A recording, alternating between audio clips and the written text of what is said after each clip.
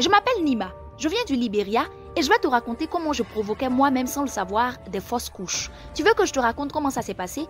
Ok, je vais t'expliquer. Mais d'abord, abonne-toi.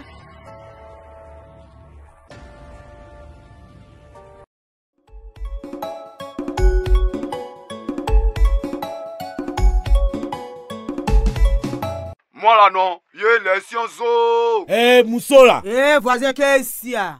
Comment? Faut que le son de radio là. C'est globalement de toi ton leader seulement qui coule dans mon oreille. Mais comment le pain non? Et puis son de radio c'est foin. Eh puis c'est moi aux oreilles là. C'est à pour entendre globalement de toi ton leader là. Hein? Ah. Voilà. Tout le monde veut pain là non. On va s'utiliser. Tout le monde est calé. Pour les sons sont bang. Production qui est là non, c'est une européenne qui a la là. Maintenant tout ce qui est boisson de là, ça c'est touchdown. Mais on va confondre, parce que c'est pas scientifiquement de l'Union européenne quoi. Dekwe, je m'appelle Nima, je viens du Libéria. J'habite à Harper dans le quartier Glolobo. Il y a quelques années, j'étais désespérément en quête d'un enfant. Mon foyer était paisible, ma belle famille m'aimait, mais j'avais un problème. Je n'arrivais pas à contracter une grossesse. Mon cœur aspirait à vivre la joie de la maternité, mais les années passaient sans qu'un petit être ne vienne illuminer ma vie. J'avais tout fait, hôpital, remèdes traditionnels, prières, mais rien ne marchait. Et puis un jour, l'une de mes grandes tantes voyant ma détresse m'a parlé d'un ancien rituel familial transmis par ma grand-mère qui aurait l'étrange capacité de faire venir un enfant à quiconque l'exécuterait.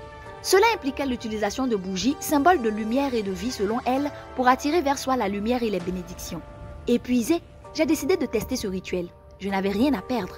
Du coup, chaque soir, je préparais un autel dans ma chambre sur lequel je plaçais de belles bougies colorées, chacune représentant un souhait.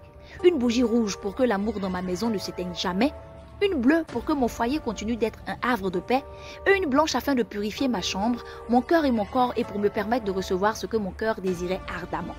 Je récitais donc les prières attitrées avec ferveur, persuadée que cette fois-ci, mes désirs atteindraient le ciel. Aussi étonnant que cela puisse paraître, je tombais enceinte. Mais à chaque fois, c'était la désillusion. Quelques semaines après, je faisais une fausse couche, puis une deuxième, et puis une troisième. J'étais dévastée. Autour de moi, certains rigolaient. D'autres partageaient ma peine, mais quelques-uns, les plus méchants, m'attribuaient même des maladies imaginaires. Ventre chaud, trompe bouchée, stérilité partielle, etc. Les mois passèrent et je restais frustrée de ne voir aucun changement. Chaque fois que je soufflais sur mes bougies, je ressentais une étrange sensation, comme si mes espoirs s'éteignaient avec la flamme. Mes amis me conseillèrent d'être patiente, mais on sait tous qu'avec l'âge, une femme a moins de chances d'enfanter. Je continuais malgré tout. Un soir, après une soirée de rituel particulièrement intense, une vieille femme du village connue pour sa sagesse vint me voir. Elle avait entendu parler de mes problèmes et avec une voix douce mais ferme, elle me dit « Nima, tes désirs sont puissants, mais tu dois respecter la lumière. » Elle m'expliqua que contrairement à ce que pensaient de nombreuses personnes dans la tradition, souffler sur une flamme était synonyme de couper les liens avec la lumière.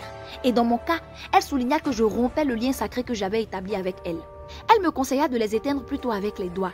Selon elle, de cette manière, je respectais le rituel tout en maintenant la connexion spirituelle. Je compris alors que j'avais créé mes propres obstacles. En soufflant sur mes rêves, j'avais éloigné la possibilité d'avoir un enfant. À partir de ce jour, je commençais à éteindre les bougies avec mes doigts en prenant soin de ne pas les abîmer. Peu à peu, je ressentis un changement. Une paix intérieure s'installa en moi et mes prières prirent une autre dimension.